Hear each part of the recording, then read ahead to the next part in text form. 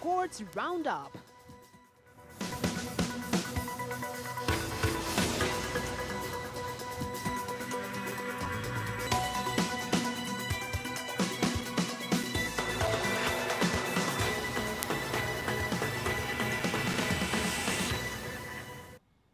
नमस्कार, court roundup पे स्वागत है आपका और मैं हूं आपके साथ नेहा दुबे। इस बुलेटिन में अगले आधे घंटे आपको कोर्ट से जुड़ी तमाम छोटी बड़ी खबरों से करवाएंगे रूबरू। कोर्ट की कार्रवाई और सुप्रीम कोर्ट से लेकर हाई कोर्ट और लो कोर्ट तक के फैसलों को रखेंगे आपके सामने। आगे बढ़ने से पहले हेडलाइन पर नजर।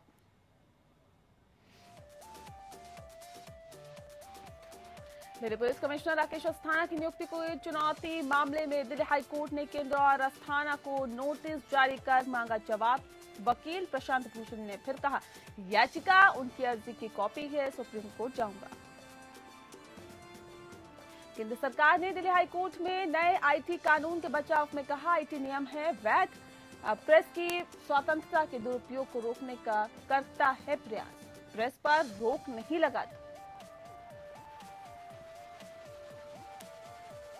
दिल्ली दंगों में आरोपी पूर्व कांग्रेस पार्षद इशरत जहां ने की जमानत की मांग, कहा तकनीकी मुद्दों पर न्याय से इनकार नहीं किया जा सकता। इलाहाबाद हाई कोर्ट ने फिल्म चेहरे की रिलीज पर रोक लगाने से किया इनकार। चेहरे की रिलीज के खिलाफ कॉपीराइट उल्लंघन का है आरोप।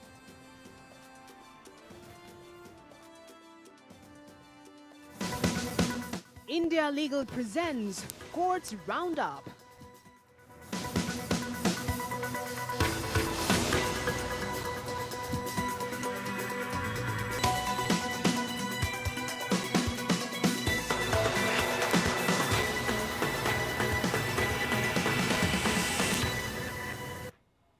दिल्ली हाईकोर्ट ने राकेश अस्थाना की दिल्ली पुलिस कमिश्नर के तौर पर नियुक्ति को चुनौती देने वाली याचिका पर नोटिस जारी किया है। चीफ जस्टिस डीएन पटेल और जस्टिस ज्योति सिंह की बेंच मामले की अगली सुनवाई 8 सितंबर को करेगी। हस्तक्षेप करने वाले आवेदक की ओर से अधिवक्ता प्रशांत भूषण ने कोर्ट में दोहराया कि याचिकाकर्ता ने सुप्रीम कोर्ट के समक्ष सीपीआईएल की याचिका से सीधे कॉपी पेस्ट किया है।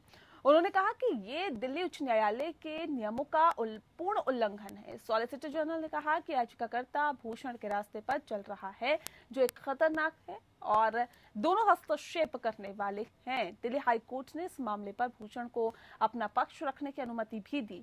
भूषण ने कहा कि मैं अपना पक्ष सुप्रीम कोर्ट के सामने रखूंगा।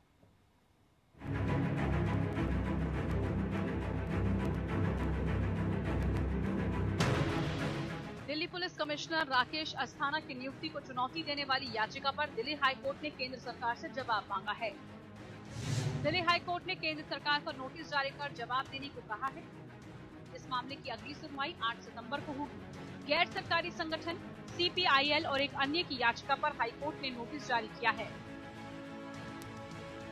दिल्ली पुलिस आयुक्त राकेश अस्थाना की नियुक्ति को चुनौती मामले में गैर सरकारी संगठन centre for public interest litigation में हस्तक्षेप याचिका दायर कर दी थी। हाईकोर्ट ने केंद्र सरकार के साथ राकेश अस्थाना से भी जवाब मांगा है। वकील प्रशांत भूषण ने कहा कि हाईकोर्ट में पहले से दायर याचिका उनके द्वारा सर्वोच्च न्यायालय में याचिका की प्रत्यक्ष रूप से कॉपी पेस्ट है। तर्क दिया गया है कि ये निर्णय प्रकाश सिंह बनाम केंद्र सरकार मामले में सर्वोच्च न्यायालय के फैसले का स्पष्ट रूप से उल्लंघन है। केंद्र सरकार की ओर से पेश एसजी मेहता ने पेशेवर जनहित याचिकाकर्ताओं की आलोचना की, जो ऐसी नियुक्तियों को चुनौती देने के लिए अदालतों का रुख करते हैं। उन्होंने कहा, याचिकाकर्ता भूषण के रास्ते पर चल रहा है, जो एक खतरनाक है। दोनों हस्तक्षेप करने वाले हैं, उनके पास इस नियुक्ति को चुनौती देने का कोई काम नहीं है। आइए हम एक अन्य पेशेवर जनहित याचिका को अदालत के सामने आने और ऐसा करने से रोकें। नियुक्तियों को चुनौती देने के लिए इस प्रेरणा के स्रोत क्या है? वहीं भूषण ने अनिवार्य रूप से सेवा मामलों को चुनौती देने के लिए जनहित याचिका दायर करने की और जत्थे पर भी सवाल उठाया है। उन्होंने कहा कि अस्थाना को अपेक्षित न्यूनतम कार्यकाल 6 महीने नहीं था, इसलिए उनकी नियुक्ति के लिए यूजीसी का कोई पैनल नहीं बनाया गया और फैसले में दिए गए निर्देशानुसार न्यूनतम 2 वर्ष के कार्यकाल के मापदंड को नजरअंदाज कर दिया गया। इससे पहले सुप्रीम कोर्ट ने अस्थाना की नियुक्ति पर याचिका पर 2 हफ्ते में फैसला करने को कहा था। दिल्ली हाई कोर्ट ने इस मामले पर वकील प्रशांत भूषण को अपना पक्ष रखने की अनुमति भी दी है। भूषण ने कहा, मैं अपना पक्ष सुप्रीम कोर्ट के सामने रखूंगा। साथ ही ये भी हाईकोर्ट में याचिकाकर्ता सदर आलम की दाखिल याचिका को खारिज करने की भी मांग की है। हाईकोर्ट ने केंद्र को इस मामले पर नोटिस जारी कर जवाब देने को कहा है। इस नोटिस को केंद्र की ओर से पेश अमित महाजन ने हाईकोर्ट की नोटिस स्वीकार किया है। अब हाईकोर्ट इस मामले की अगली सुनवाई अगले हफ्ते करेगा। Bureau report.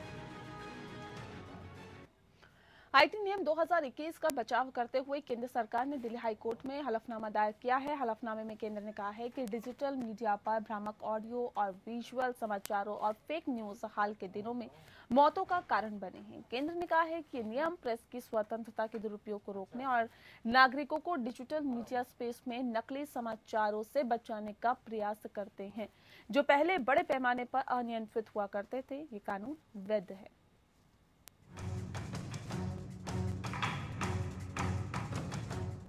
नए आईटी नियमों पर दिल्ली हाईकोर्ट में सुनवाई हुई। केंद्र सरकार ने दिल्ली हाईकोर्ट के समक्ष नए सूचना प्रौद्योगिक या आईटी नियमों की वैधता का बचाव करते हुए कहा कि ये नियम प्रेस की स्वतंत्रता के दुरुपयोग को रोकने और डिजिटल मीडिया में फर्जी खबरों से नागरिकों की रक्षा करने का काम करेंगे।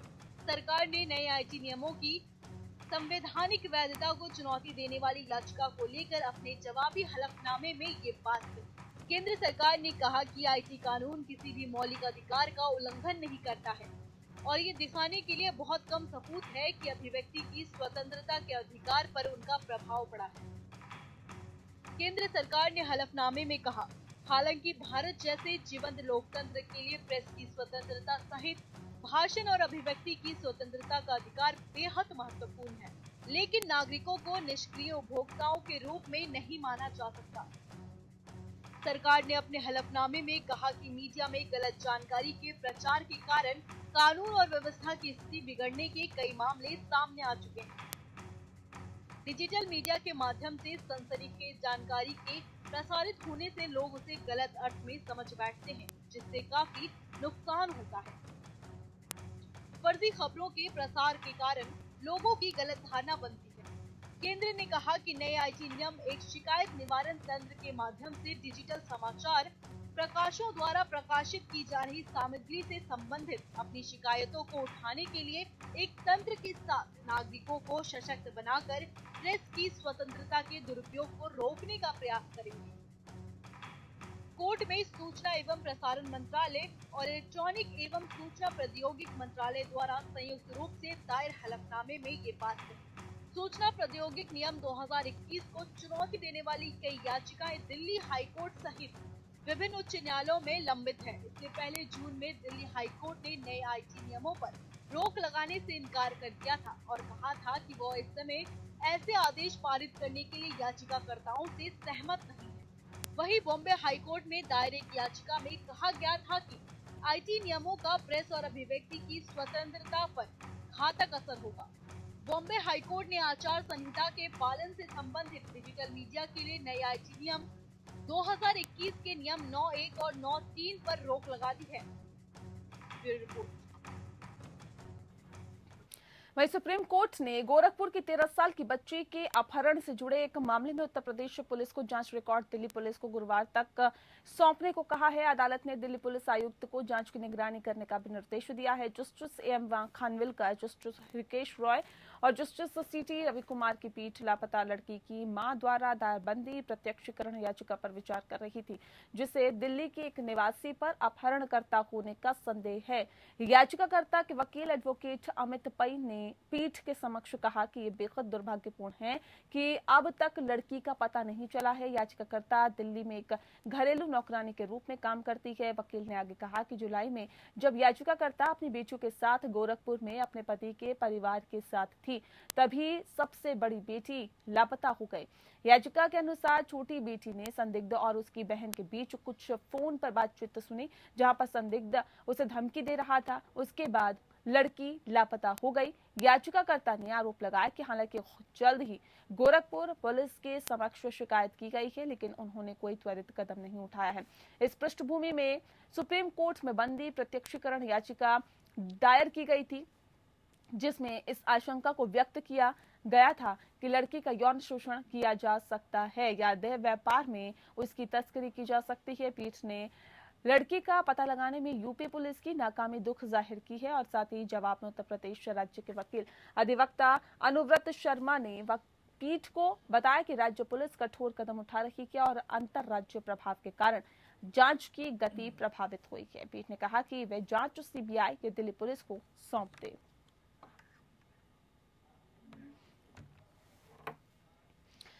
सुप्रीम कोर्ट ने अपनी पत्नी और बच्चों को मुआवजा देने के लिए सहमत होने के बाद आईपीसी की धारा 458A के तहत दोषी ठहराए गए एक व्यक्ति को दी गई सजा कम करती है। आपको बता दें कि धारा 498A के तहत की गई है। साथ ही न्यायमूर्ति संजय किशन कौल और न्यायमूर्ति हृकेश रॉय की पीठ ने कहा कि किसी भी आपराधिक न्याय शास्त्र का उद्देश्य चरित्र में सुधारात्मक करना है और साथ ही जमानत के बाद व्यक्ति पीड़ित की देखभाल करेगा।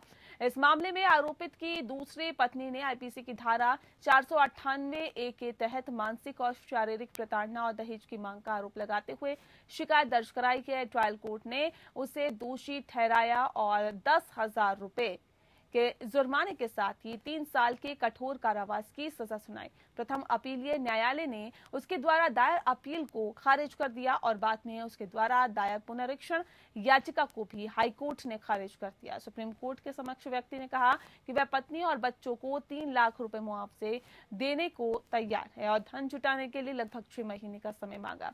अदालत ने कहा कि पत्नी 3 लाख रुपए का मुआवजा प्राप्त करने के लिए तैयार है। अदालत ने कहा कि यदि याचिकाकर्ता अपीलकर्ता पछतावा दिखा रहा है और प्रतिवादी नंबर 2 और विवाह से पैदा हुए 2 बच्चों के लिए व्यवस्था करने को तैयार है तो हम ऐसी व्यवस्था के रास्ते में नहीं आना चाहेंगे जो प्रतिवादी नंबर 2 और उसके बच्चे के लिए फायदेमंद हो। पीठ ने आगे कहा कि किसी भी आपराधिक न्याय शास्त्र का उद्देश्य चरित्र में सुधार और पीड़ित की देखभाल करना है। इस तथ्य को ध्यान में रखते हुए आरोपी अब लगभग 7 महीने की सजा काट चुका है। पीठ ने सजा को घटाकर उस अवधि तक कर दिया जब वह मुआवजे के रूप में 3 लाख रुपए का भुगतान कर देता है। पीठ ने कहा कि हालांकि हम ये स्पष्ट करते हैं कि यदि राशि जमा नहीं की जाती तो अपीलकर्ता को 3 साल की सजा के शेष भाग को भुगतना होगा।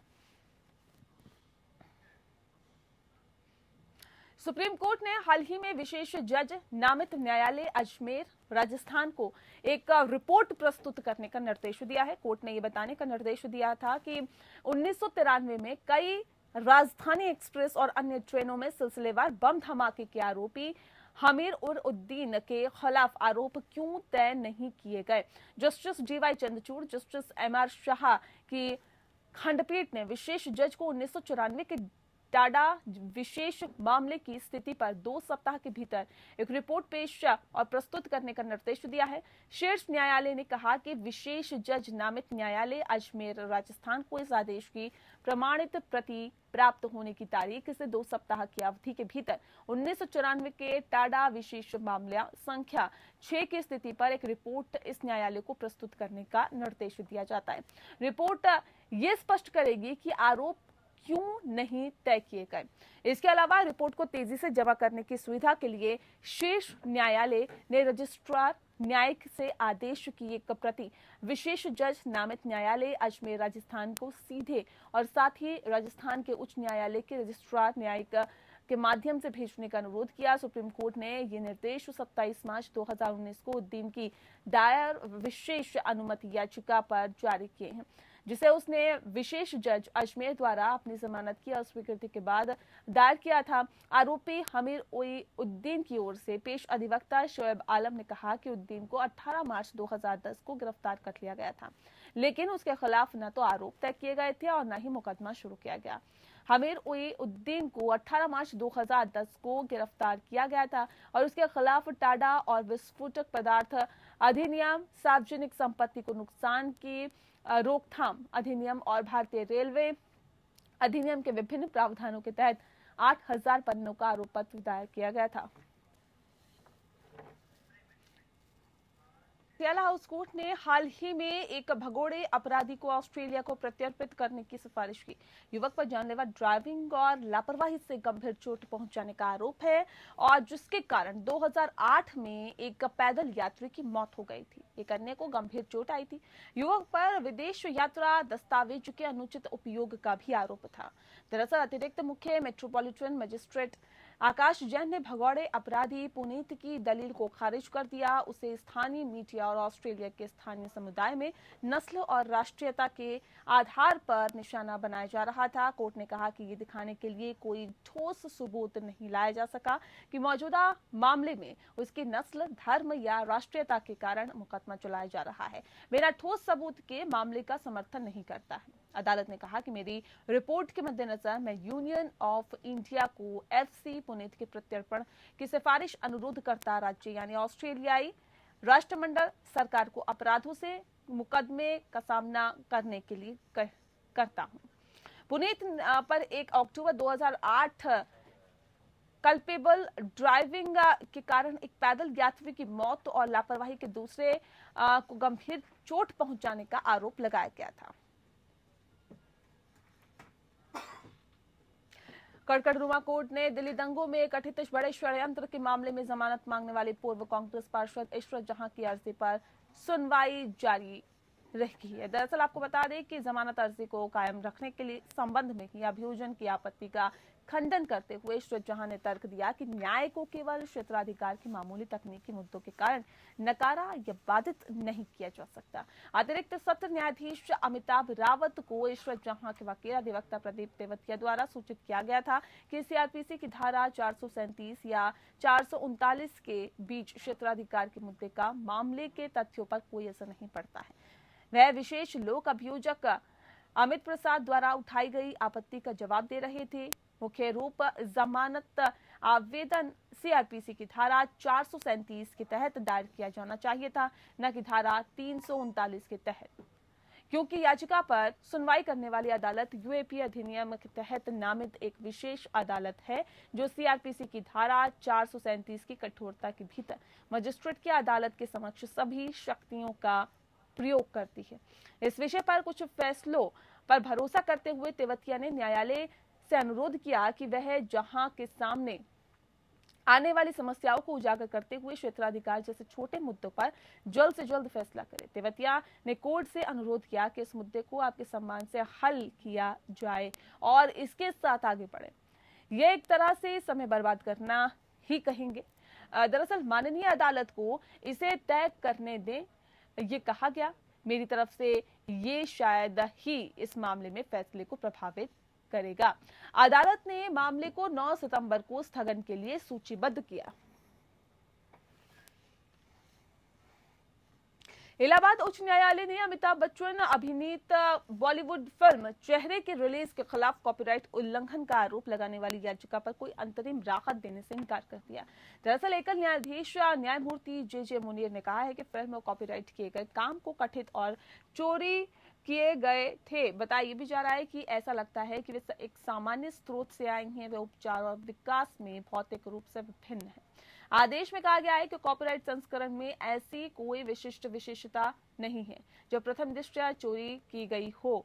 न्यायालय जिला न्यायाधीश गाजियाबाद के एक आदेश के खिलाफ एक अपील पर सुनवाई कर रहा था जिसने कॉपीराइट के उल्लंघन के लिए अपने मुकदमे में अस्थायी निषेधाज्ञा के लिए वादी उदय प्रकाश के आवेदन को खारिज कर दिया था। ये प्रकाश का मामला आया था कि उनकी कॉपीराइट की गई स्क्रिप्ट को प्रतिवादी आनंद पंडित ने चोरी कर लिया था, जो चेहरे के निर्माता है।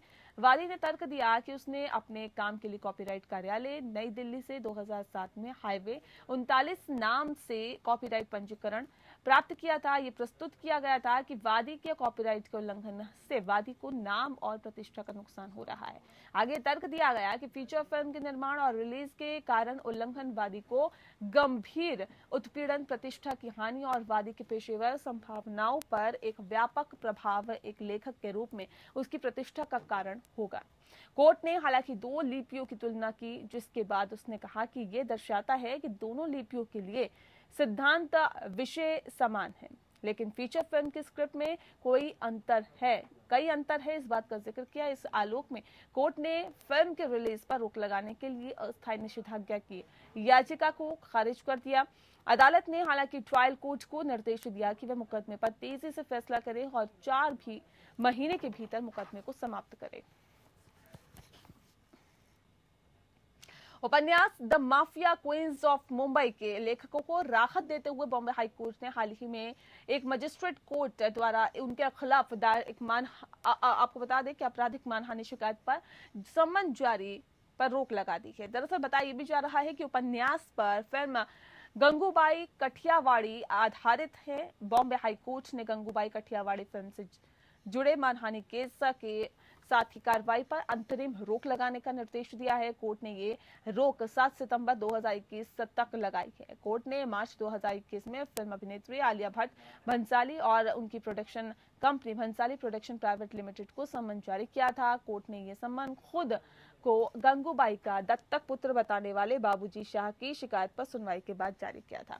शाह की दलील थी कि फिल्म गंगूबाई कठियावाड़ी में फिल्म अभिनेत्री आलिया ने गंगूबाई का किरदार निभाया है, जो 1960 के दशक में मुंबई के रेड लाइट इलाकों में से एक कामाठीपुरा की एक प्रतिष्ठित महिला थी। शाह ने दावा किया है कि ये film the mafia queen of Mumbai उपन्यास से प्रेरित है। इस उपन्यास का कुछ महत्वपूर्ण हिस्सा मानहानिपूर्ण है और साथ ही साथ कुछ गंगूबाई कठियावाड़ी की प्रतिष्ठा को ठेस पहुंचाता है। इसके साथ ही ये गंगूबाई के निजता के अधिकार का भी हनन करता है। इसके पहले हाईकोर्ट की दूसरी एकल न्यायमूर्ति की पीठ ने फिल्म के प्रदर्शन पर रोक लगाने से इनकार कर दिया था। शाह ने फिल्म के प्रदर्शन पर रोक लगाने की मांग को लेकर हाईकोर्ट में याचिका दायर की थी, जिसे न्यायमूर्ति नितिन सांप्रे ने 30 जुलाई 2021 को खारिज कर दिया था। न्यायमूर्ति ने अपने आदेश में स्पष्ट किया था कि कोई भी मानहानिपूर्ण सामग्री उसके मौत के साथ ही समाप्त हो जाती है। और इसी के साथ फिलहाल इस बुलेटिन में इतना ही। नमस्कार। India Legal presents Courts Roundup.